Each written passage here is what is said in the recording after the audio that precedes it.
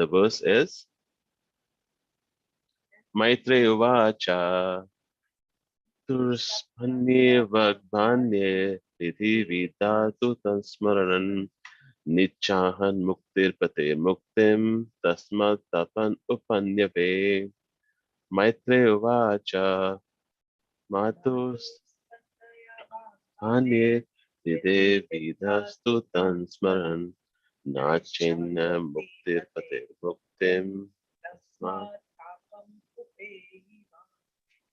Maitre Uvacha Matur Sapatne Vagbanye Nichani Pate Muktim Tasmat Tapam Upanyayam. Would someone like to try this shloka? Hare Krishna, Prabhuji, can I try? Please, Prabhuji, please. Dandavat Pranam, Prabhuji. Dandavat Pranam, Prabhuji. Hare Krishna. Hare Krishna. Maitre Uvacha Matu sorry. Matu Shapatnaya Banuit Ridhi Vinda Viddastutam Smaran Noshchan Mukti Patir Muktim Tasmas Tapan Upayivan. Hare Krishna, Prabhu. Hare Krishna, Prabhuji. So we'll just, anyone Mataji who would like to try? Just one last. Hare Krishna, Prabhuji. Hare Krishna, Mataji. Hare Krishna. Moitra Uvacha Matu Shapatna Bhagavanoi Vidhi Vidhastu Tan Smaran Loichan Mukti Pater Muktim Tasmat Tapa Mupeivan. Hare Krishna. Hare Krishna. So we'll go for synonyms. Synonyms by Srila Prabhupada. Srila Prabhupada ki Jai. Maitre Vacha. The great sage Maitre replied, Mathur, of his mother, Sapatne, of the co-wives, Vagbanir, by the arrow of harsh words, Riddhi, in the heart, Vidaha, pierced, Tu, then, Tan, of all of them. Sman, remembering, Na, not, Achitta, desire, Mukti Pate, from the Lord whose lotus feet gives liberation, Muktim, salvation, Tasmat, therefore, Tapam, grief, Upvenne, he suffered. In the translation by Srila Prabhupada ki Jai. So Maitreya answered Dhruva Maharaj's heart, which was pierced by the arrow of harsh word of his stepmother, was greatly aggrieved, and thus when he fixed upon his goal of life, he did not forget his misbehavior. He did not demand actual liberation from the material world, but at the end of his devotional service, when the Supreme Personality of Godhead appeared before him, he simply ashamed of material demand he had in his mind. Purport by Srila Prabhupada ki Jai. This is a very important verse. It has been discussed by many sword commentators. Why was Dhruva Maharaj not very pleased even after achieving the goal of his desire? A pure devotee is always free from all kind of material desire. In the material worlds, one material desire are all most demonic. One thinks of others as one enemies, one thinks of revenge against one's enemies, one aspires to become the topmost leader or topmost person in the material world, and thus one competes with all other. This has been described in Bhagavad Gita 16th chapter as Asuric. A pure devotee has no demand from the Lord. His only concern is to serve Lord sincerely and seriously, and he is not at all concerned about what will happen in the future. In Mukunda Mala Sotra, King Kurukshetra, the Kulushekha, author of the book, stressed in his prayers, my dear Lord, I don't want any position of sense gratification within this material world. I simply want to engage in your service perpetually. Similarly, Lord Chaitanya in Shishashtakam also prays, may Lord, I do not want any amount of material wealth. I do not want any number of materialistic followers, nor I want any attractive wife to enjoy. The only thing I want is I may engage life after life in your service. Lord Chaitanya did not pray even for mukti or liberation. In this verse, Maitreya replied to Vidura that Dhruva Maharaj, influenced by the revengeful attitude towards his insulting stepmom, did not think of mukti, nor did he know what mukti was. Therefore, he failed to aim of mukti as his goal in life. But a pure devotee also do not want liberation. He is soul completely surrendered to the Supreme Lord and he does not demand anything from the Lord. This position was realized by Dhruva Maharaj when he saw the Supreme Personality of Godhead presently personally before him because he was elevated to the Vasudev platform. The Vasudev platform refers to the stage at which the material contamination is conspicuous by absence only, or in other words, when there is no question of material modes of nature, goodness, passion, and ignorance, and one can therefore see the supreme personality of Godhead, because because on the Vasudev platform, one can see God face to face. Lord is also called Vasudev. Dhruva Maharaj's demand was for the position so exalted that it was never enjoyed even by the Lord Brahma, his great grandfather. Krishna, the Supreme Personality of Godhead, is also affectionate and kind towards his devotees, especially to a devotee like Dhruva Maharaj, who went to render devotional service in the forest alone at the age of only 5 years. And that although the motive might be impure, Lord does not consider the motive, he considered with the service. But if a devotee has a particular motive, the, the Lord directly or indirectly knows it, and therefore he does not leave the devotee's material desires unfulfilled. These are some of the special favors by the Lord to the devotee. Dhruva Maharaj was offered Dhruvaloka, a planet that was never reside upon any conditioned soul. Even Brahma, although the topmost living creature within the universe, was not allowed to enter Dhruvaloka. Whenever there is crisis within the universe, the demigod go to to see the supreme personality of Godhead, Shirodakshaya Vishnu, and they stand on the beach of the Milk Ocean. So the fulfillment of Dhruva Maharaj's demand, the position most exalted than of even his great grandfather Brahma, was offered to him. He is here in this verse, the Lord is described as Mukti Pate, which means one whose lotus feet there are all kind of muktis. There are five kind of muktis: Sayujya, Sarupya, Salokya, Samipya, and Srasti. Out of these five muktis, which can be achieved by any person engaged in devotional service of the Lord, the one which is known as Sayuj is generally demanded by a Mayavadi philosopher. They demand to become one with the impersonal Brahman, effulgence of the Lord. In the opinion of many scholars, the Sayuji Mukti, although counted among the five kind of Mukti, is not actually Mukti because from Sayuji Mukti, one may again fall down to this material world. This information we have from Srimad Bhagavatam 10:232, wherein it is said, um, Pat- uh, Patane Adaha, which means they again fall down. The the monist philosopher, after executing severe austerity, emerged into the impersonal effulgence of the Lord. But the living entities always want reciprocation in loving affairs. Therefore, although the monist philosopher is elevated to the status of being one with the effulgence of Lord, because there is no facility of associating with the Lord and rendering service to Him, he again falls down in the material world and his service propensity is satisfied by materialistic welfare activities like humanitarianism, altruism, philanthropy. There are many instances in such fall downs, even for the great sannyasis in the Mayavadi school. Therefore, Vaishnava philosophers do not accept Sayuji Mukti to be within the category of Mukti. According to them, Mukti means transferal of loving service of Lord from one position to one's position of serving Maya. Lord Chaitanya also says in his connection that the constitutional position of a living entity is to render service to the Lord. That is the real mukti. When one is situated in original position, giving up artificial position, he is called mukta or liberated. In Bhagavad Gita, this is confirmed. Anyone who engages in rendering transcendental loving service of the Lord is considered to be a mukta or Brahma Bhuta. It is said in Bhagavad Gita that a devotee is considered to be the Brahma Bhuta platform when he has no material contamination. In Padma Puran, it is also confirmed mukti means engagement in the service of Lord. The great sage Maitreya explained that Dhruva Maharaj did not desire in the beginning to engage in the service of Lord, but he wanted an exalted position better than his grandfather. This is more or less not service to the Lord, but service to the senses.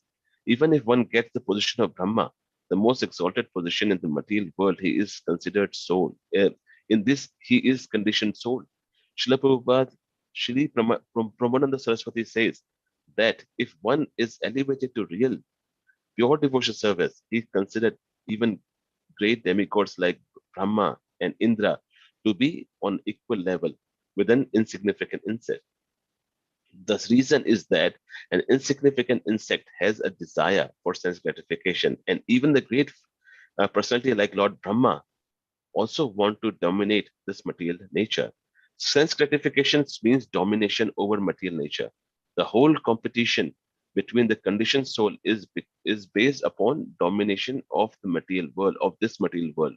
Modern scientists are proud of their knowledge because they are discovering new methods to dominate the laws of material nature.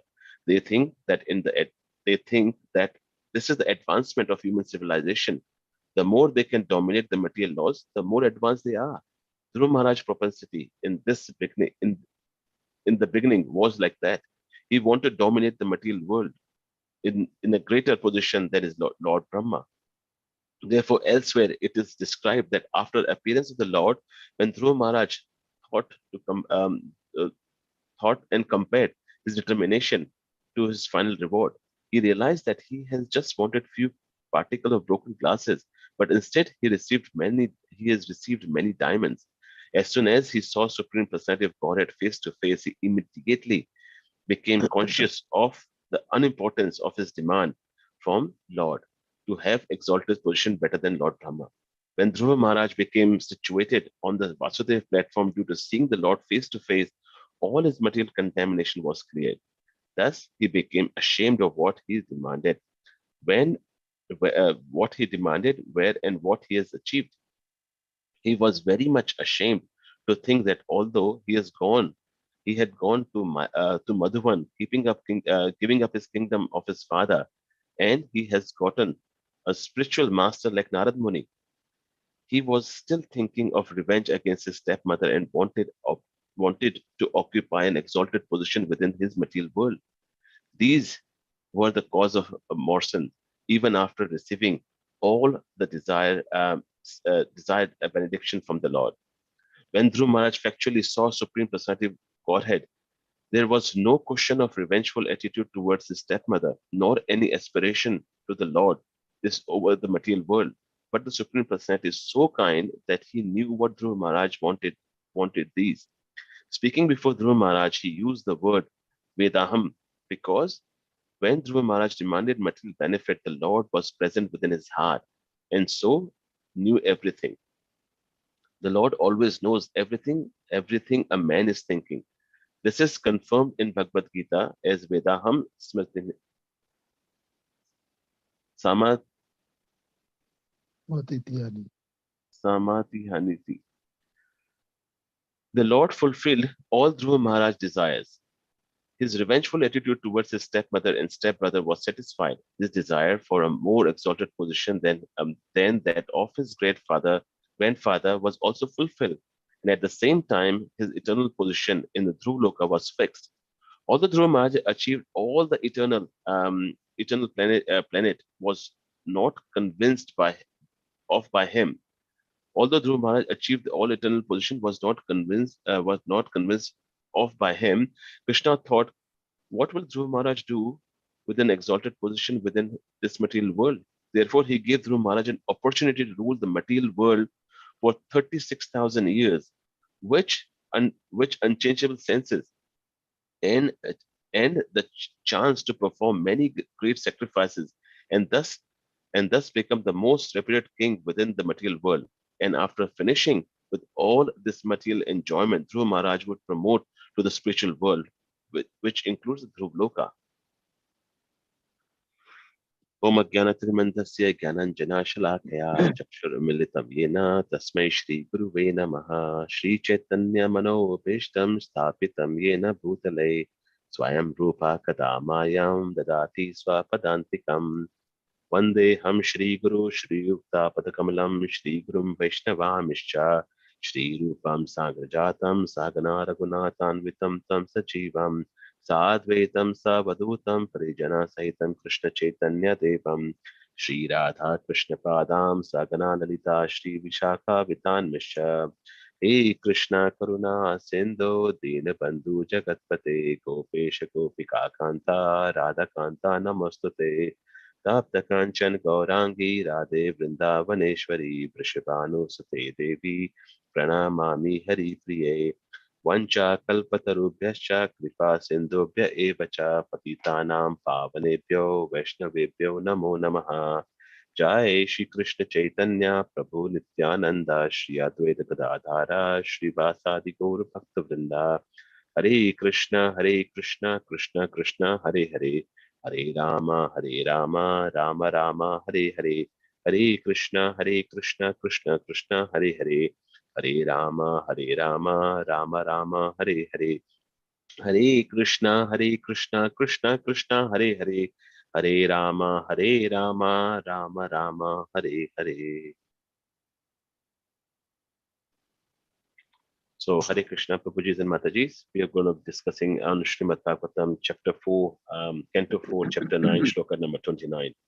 So here the dialogue is happening between Maitri Muni and Vidur Maharaj, and Maitri is talking to Vidur about um, what happened when Dhruva Maharaj actually met Lord, and how was what he desired was, and what actually when Lord gave him all the benediction, how he was ashamed of what he has asked for.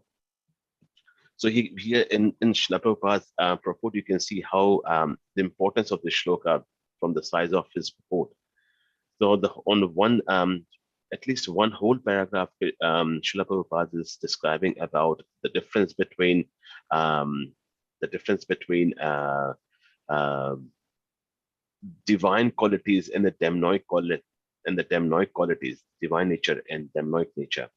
So we can see um, that when Dhruva Maharaj went to the forest, he has got two motives at that point of time.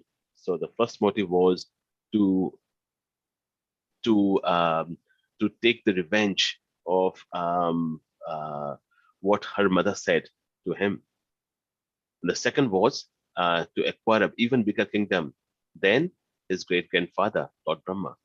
So these were the two desires that he had. So the first was the Pritishotki Bhavna, which is anger, what her mother said. So these are the two things what he went to Madhuvan. And after that, what he did was all tapasya to achieve Godhead. In Srila Prabhupada's purport, we can see very clearly that Srila Prabhupada is describing the very first shloka that all these material world, once material desire are all demonic or almost demonic. So Srila Prabhupada gives really nice examples that why our desires are demonic, because regardless of whatever we do, there's always a little bit sense of thinking once as their enemy. And Srila Prabhupada says in his purport that the material world, once material desire is almost demonic, one thinks of others as enemies, one thinks of revenge against one's enemy, one aspires to become the topmost leader or the topmost person in the material world, and thus one competes with all other. So when this word comes, competition, pratispardha, when it comes, this is where the the the demonic nature, the demonic nature comes in existence. I want to compete with others. I want to be superior. You are inferior. I'm superior. When this pratispardha comes in, this is where the competition comes. That's where the demonic nature comes in. We are not compassionate when we are doing competition. We are always in mode of revenge. We are more in passion, mode of ignorance. That मैं उसको हरा के, I will do this and that. And if you see in Bhagavad Gita, in chapter 5, Krishna says very nicely that, Bhoktaram Yagatasam Sarvaloka Maheshwaram. So of all the planets, Sarvaloka, so of all the planets, I mean, there are innumerable planets we have got. And Krishna says that I am the benefactor, I am the benefactor of all living beings on all the planets. And what we human things, we jivas with this very small intelligence, living in a very small world, staying in a very small country, in a very small state, in a very small city, in a very small house, we think that we are superior. We can compete with Bhagwan, we can compete with nature, we can compete with death, we can compete with this. This is called as asuric nature. One of the biggest example was Hiranyakashipu, when Prahlad Maharaj was telling him, that Krishna is Bhagwan, Krishna is supreme. What was the demonic nature of Hiranyakashipu was saying, no, Bhagwan is not God, it's me who's God. And at the end, you have seen what happened. So in chapter 16 of Bhagavad Gita, if you see, the chapter name is Divine and Demonic Nature. So in the first three shlokas of this chapter, you will see that, only the good qualities have been described. But after that, from shloka number 4 onwards, till next another 20 shlokas, you will see all the demonic nature. Because there are so many demonic people, there's so many demonic nature. So it's been detailed out very nicely in Bhagavad Gita and chapter 16, that what is demonic nature, how people are demonic. So this demonic comparative nature is only responsible for our repeated birth and death, our suffering, which is giving us the four suffering, which is birth, death, old age, diseases. Prabhupada has nicely emphasized on the whole one paragraph about demonic nature, about the divine nature, the whole paragraph very nicely. So I thought it's very good to emphasize on what the nature is. So that's why I'm taking this topic, demonic and divine nature. So our competitive nature or asuric bhavna, this is responsible for our repeated birth and death. For we have taken birth, and there's so many times that we have been forgot the relationship with God, and we are stuck in this material world, and we are committing four defects. When we are born with four defects, which is we have seen we are prone to do mistakes. We are being illusioned. We are being cheated, and we are born with imperfect senses. So if we are taking a shelter of competitive nature against God, going against the will of God, this is what will happen. And on the other hand, Srila Prabhupada says in his purport about the divine personalities, people who are always engaged in service of Lord. In Chaitanya Charitamrita, Chaitanya Mahaprabhu says, Jive Sarupe Hoy Krishna Nityadas. So this talking about our exalted position is to serve Lord, to serve Krishna. And Prabhupada serves here. And if you look at from Canto 1 to Canto 12, it has been repeated so many times that we have to serve Lord sincerely without any material desire, which is called in Hindi is called as Bhautik Ichhao Se Dur. Bhautik Ichhao Se Dur. It's been repeated so many times. Why? Because this is not what Krishna wanted. Bhautik Ichha is like the moment we have got Bhautik Ichha, we are in this material world. Also in Shishta Ashtakam, Chaitanya Mahaprabhu says in the very last paragraph, he says that I know no one but Krishna is my Lord, and he shall remain so even if he handles me roughly by his embrace or make me broken-hearted by not being present before me.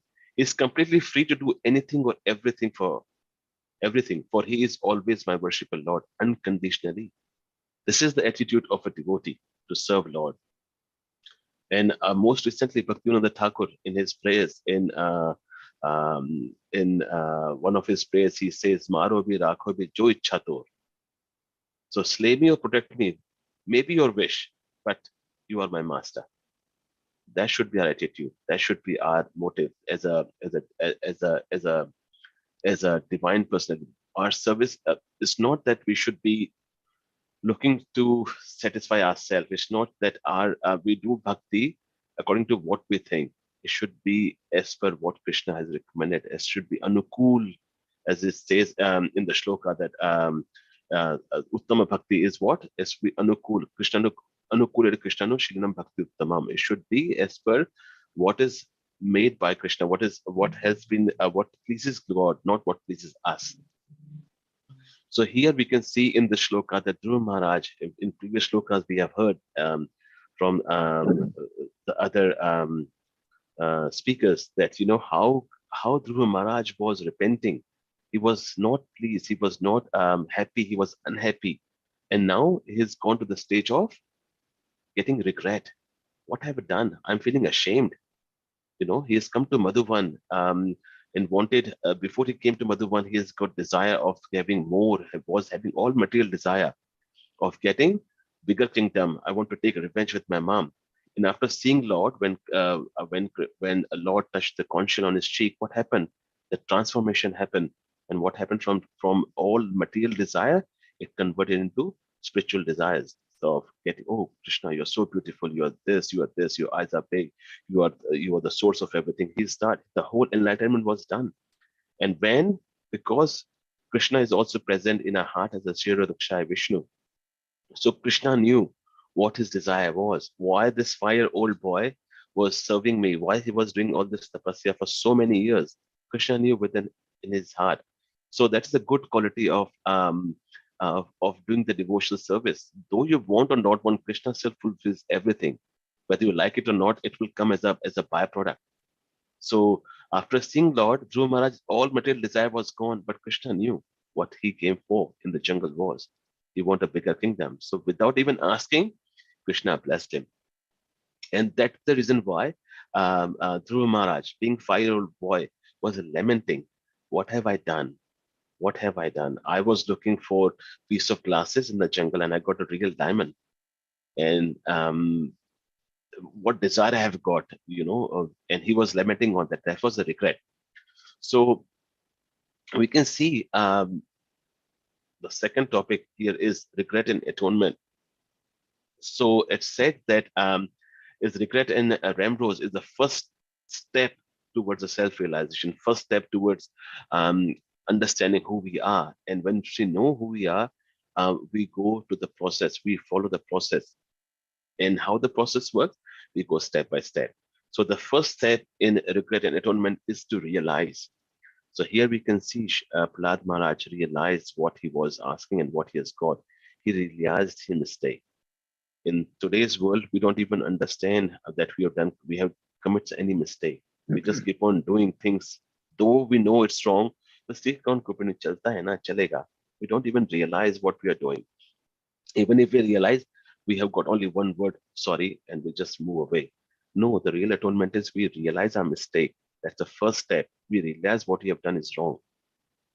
And the second step after realizing is that we should ask for forgiveness. So if you look in Srimad Bhagavatam, there are so many instances where people has realized their mistake and they ask for forgiveness. Whether you see Lord Brahma, when in Brahma Vimohan Leela, he realized what he has done was wrong. He was testing Supreme Personality of Godhead and he realized the mistake and he asked for forgiveness. Similarly, if you look at Lord Indra, when he did um, uh, the rain in Vrindavan, the Govardhan Leela that happened, what happened? He realized his mistake. He was testing Krishna again. And what happened? He again came and asked for forgiveness. So that's the first step, is to realize that you have done something wrong, which in this case, Dhruva Maharaj is realizing what I've asked is something wrong. I should not be asking for material desires from Krishna himself. And the second stage is for forgiveness, which is called as repentant. I'm ashamed what I have done. And the third thing is to do a commitment. Okay, I've done a mistake. I have asked for forgiveness. The third thing is commitment, that I will never do this again. You make sure it never happens again. Otherwise, it will be again the same process of chalta hai, hota rahega, hoga, chalega, I'm sorry. No, once you realize, you ask for forgiveness. When you forgiveness, you ask for commitment that I will never do this again. You will see with many examples in Srimad Bhagavatam is that they have realized, they have made a commitment, they will never do this again. And how will they never do this again? This comes in the 4th point, in actions.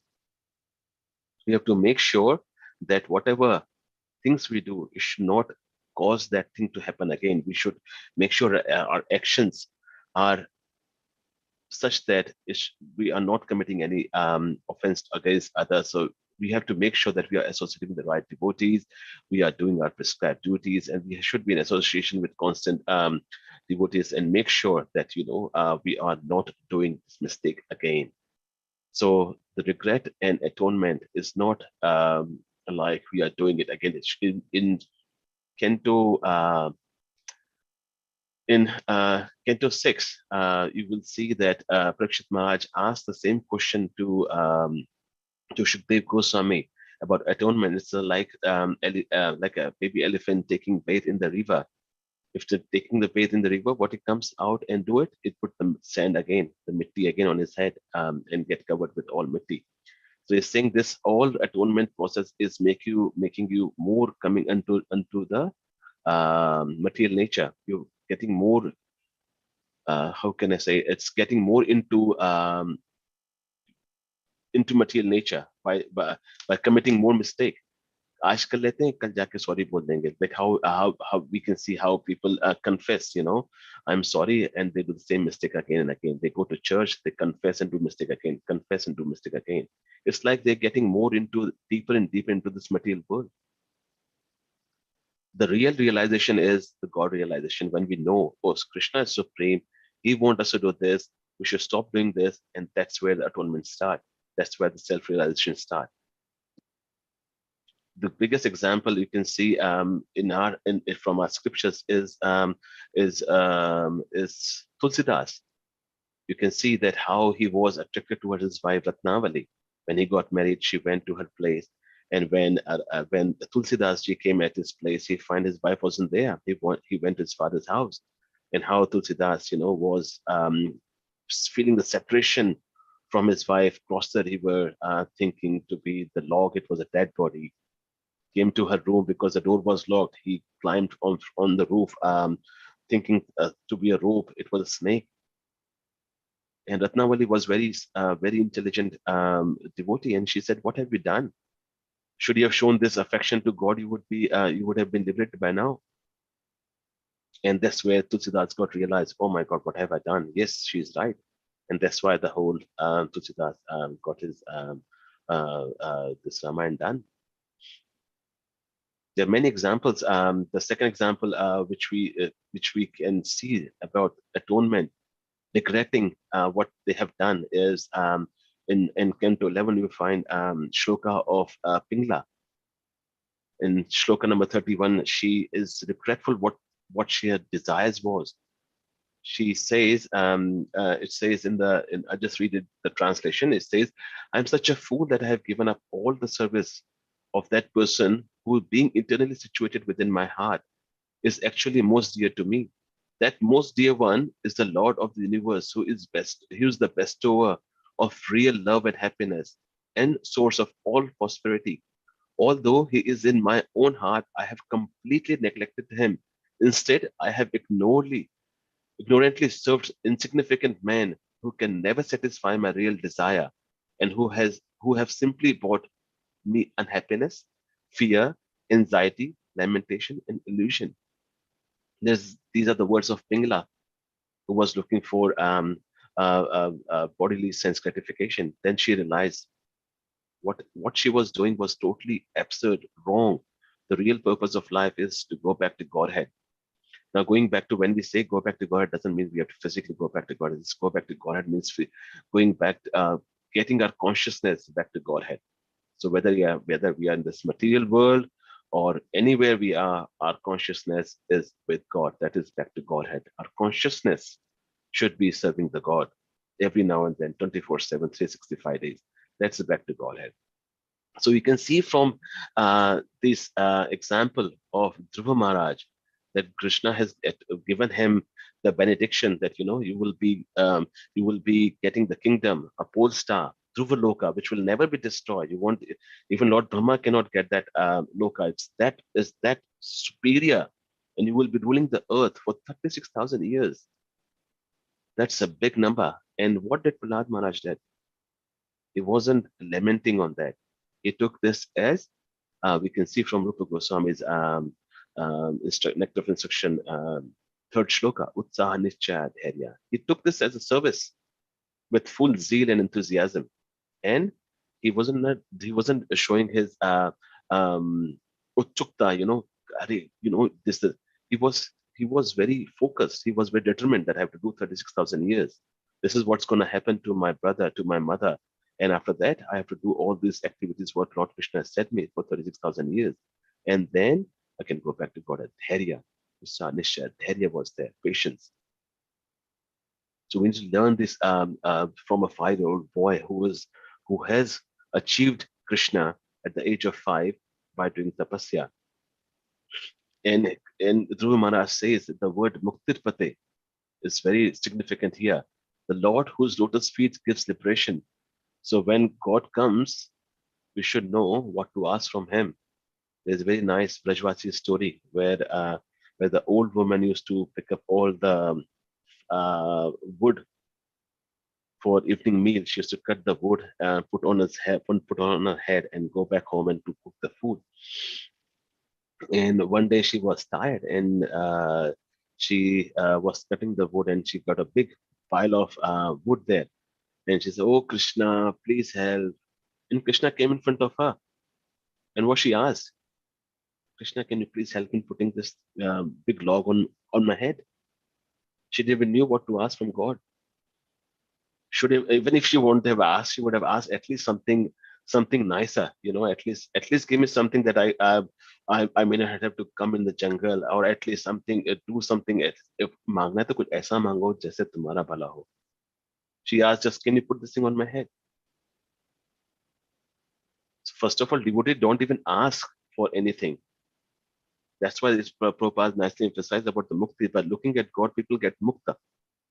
And what Dhruva Maharaj is saying, Maitri Muni is saying, he is na ichha muktir patir muktim. Devotee never desire for liberation. They want to serve the Lord, as we have seen in few examples earlier by Bhaktivinoda Thakur, Chaitanya Mahaprabhu, that our constitutional position is to serve God, not to get mukti, not to get liberation.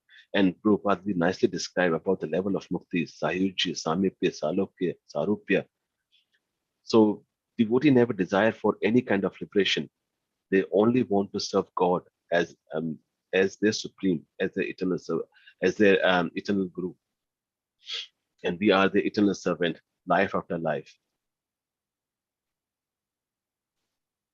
So on that note, we can see that how Dhruva Maharaj was having, when he went to the jungle, his desire was material desire. When he saw God, his was a transformation, and transformation, he went to the position of regret and atonement.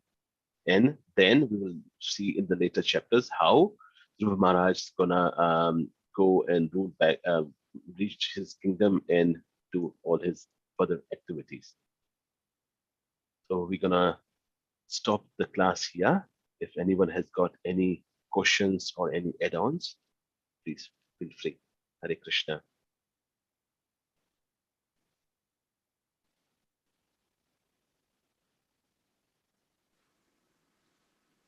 Hare Krishna devotees, we still got a bit of time. Please come forward with your reflection, comments, realization. It's very nice purport by Srila Prabhupada, 94 pages. Yes.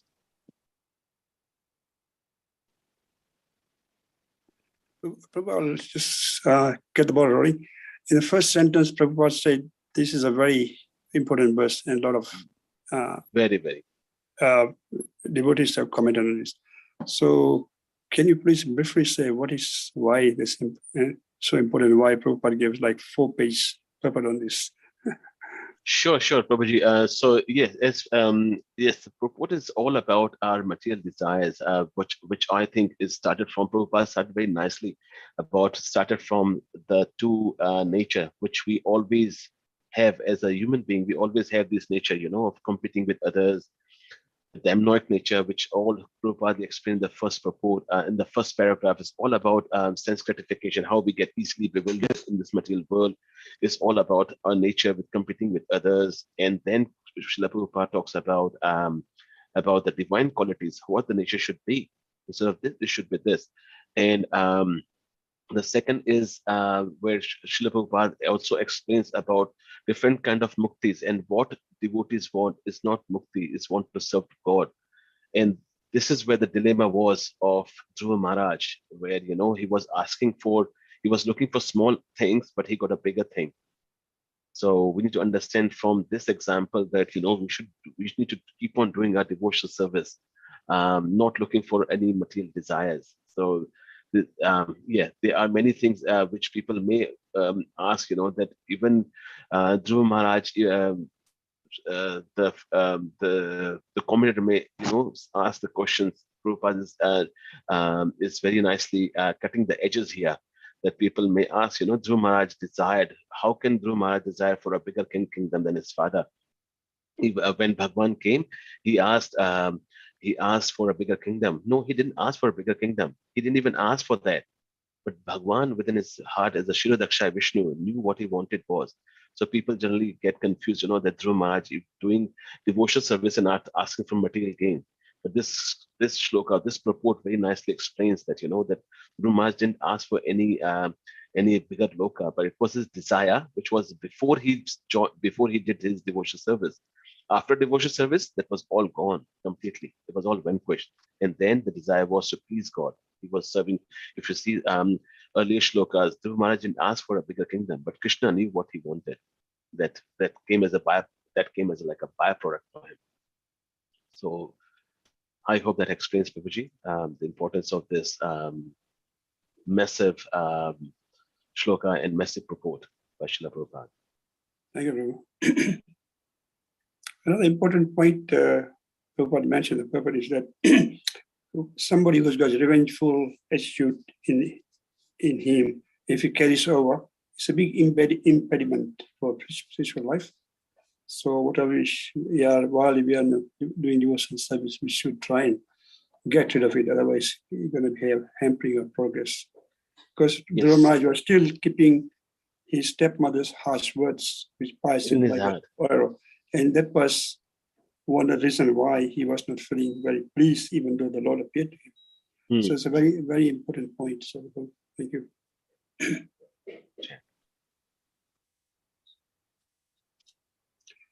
Anybody else got any comments? Or?